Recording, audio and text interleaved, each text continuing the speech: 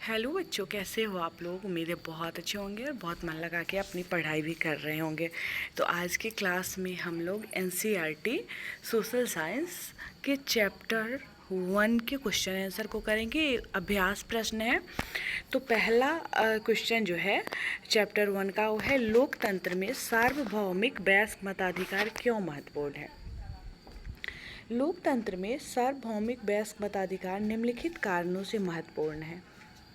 लोकतंत्र जनता की सरकार है, जनता के द्वारा तथा जनता के लिए होती है। दूसरा, सार्वभौमिक वयस्क मताधिकार की अवधारणा समानता पर आधारित है। लोकतंत्र में प्रत्येक नागरिक समान है।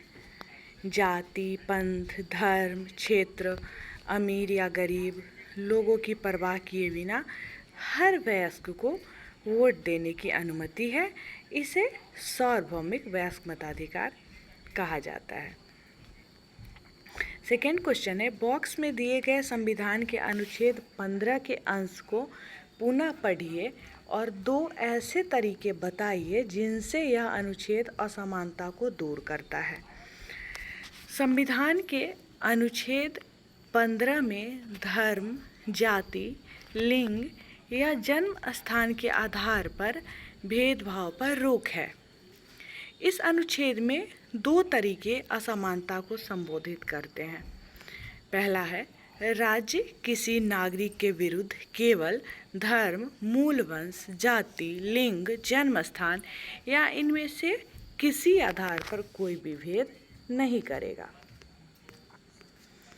दूसरा है, कोई भी नागरिक केवल धर्म, मूल वंश, जाति, लिंग, जन्म स्थान या इनमें से किसी के आधार पर किसी भी निर्योग्यता, दायित्व, निर्बंधन या शर्त के अधीन नहीं होगा। ठीक है। तीसरा क्वेश्चन है, कानून के सामने सब व्यक्ति बराबर है। इस कथन से आप क्या समझते हैं? आपके विचार से यह लोकतंत्र में महत्वपूर्ण क्यों है? भारतीय संविधान कानून के समक्ष हर व्यक्ति को समान मानता है। इस कथन से कानून के सामने सब व्यक्ति बराबर है से हम समानता समझते हैं। सार्वभौमिक वयस्क मताधिकार एक अवधारणा है जो समानता पर आधारित है।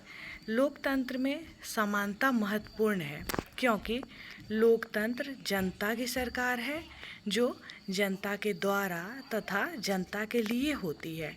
समानता लोकतंत्र की सार है। ठीक है। नेक्स्ट क्वेश्चन है क्वेश्चन नंबर 4। यहाँ आप देख सकते हैं क्वेश्चन नंबर 4 बहुत बड़ा था तो मैं लिखी नहीं, बुक से क्वेश्चन ली हूँ। दिव्यांगजन अधिकार अधिनियम 2016 के अनुसार आपको उनको समान अधिकार प्राप्त है और समाज में उनकी पूरी भागीदारी संभव बनाना सरकार का दायित्व है। सरकार को उन्हें निःशुल्क शिक्षा देनी है और विकलांग बच्चों को स्कूल की मुख्यधारा में सम्मिलित करना है। कानून यह भी कहता है कि सभी सार्वजनिक स्थल जैसे भवन, स्कूल आदि में ढलान बनाए जाने चाहिए जिससे वहाँ विकलांगों के लिए पहुँचना सरल है। चित्र को गौर से देखिए। यहाँ पे चित्र है बगल में जो विकलांग को उठा के सब ले जा रहे हैं।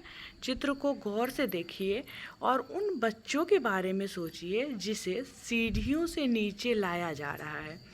क्या आपको लगता है कि इस स्थिति में उपर्युक्त कानून लागू किया जा रहा है?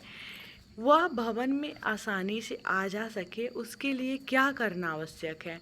उन्हें उठाकर सीढ़ियों से उतारा जाना उसके सम्मान और उसकी सुरक्षा को कैसे प्रभावित करता है? ठीक है। इसका आंसर देखेंगे। इसका आंसर मैं लिख चुकी हूँ। नहीं, मुझे नहीं लगता है कि इस मामले में उपरोक्त कानून लागू किया जा रहा है। दिव्यांगजन अधिकार अधिनियम के अनुसार भवन, स्कूल आदि सहित सभी सार्वजनिक स्थानों पर चढ़ने के लिए उन्हें ढलान प्रदान किया जाना चाहिए, जो इस मामले में नहीं किया गया है। इसीलिए इमारतों में दिव्यांगजन लोगों के लिए इसे सुलभ बनाने के लिए ढलान प्रदान करना चाहिए। इसके अलावा दिव्यांगजनों को समान अधिकार है और सरकार को समाज में उनकी पूर्ण भागीदारी को संभव बनाने चाहिए। लेकिन यहाँ उस दिव्यांगजन व्यक्ति की गरिमा और स्वाभिमान को चोट पहुँचती है, क्योंकि कोई व्यक्ति सहानुभूति दिखा रहा है और उसकी मदद कर रहा है।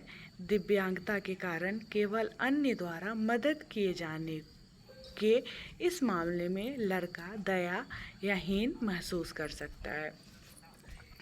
यह उस व्यक्ति की सुरक्षा को भी प्रभावित करता है, क्योंकि वह असंतुलन या लापरवाही की वजह के कारण फिसल भी सकता है। ठीक है, तो ये चैप्टर 1 का अभ्यास प्रश्न था। आगे की क्लास में हम लोग चैप्टर 2 के अभ्यास प्रश्न को करेंगे। आपको मेरा ये क्लास कैसा लगा मुझे कमेंट में ज़रूर बताइएगा। अच्छा लगा होगा तो लाइक करिएगा। मिलती हूँ मैं फिर आप लोगों से नेक्स्ट क्लास में। तब तक के लिए बाय बाय।